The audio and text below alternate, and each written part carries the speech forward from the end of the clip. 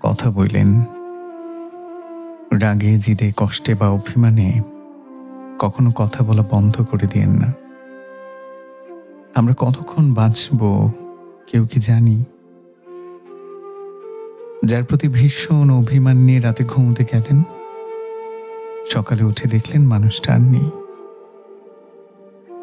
রাতের ওই শীতল নীরবতাই ছিল আপনাদের শেষ কথা। বাকি জীবন আর ঘুম হবে বলেন?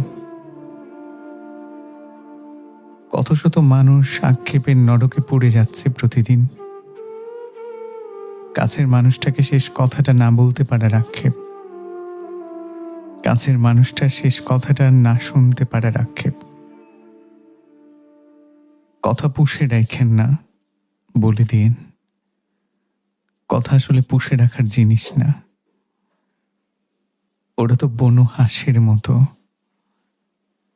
ওদের স্বচ্ছ জলে সাঁতরে বেড়ানোর কথা। অভিমানের ব্যারিকেডে আটকে গিয়ে বুকের ভেতর বন্দি থাকলে ওরা বাঁচে না। ঠোঁটের খামে করে কথাদেরকে তার প্রাপকের কাছে পৌঁছে দিন। এই মুহূর্তে, এক্ষুনি। একটাবার দেরি হয়ে গেলে দেখবেন চিঠিটাই রয়ে গেছে, ঠিকানাটা আর নেই।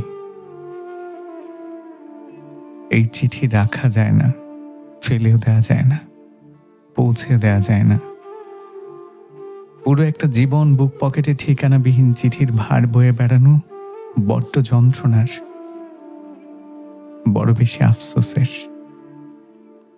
তাই বলি যে কথা বললেন, রাগে জেদে কষ্টে বা অভিমানে কখনো কথা বলা বন্ধ করে দিন না।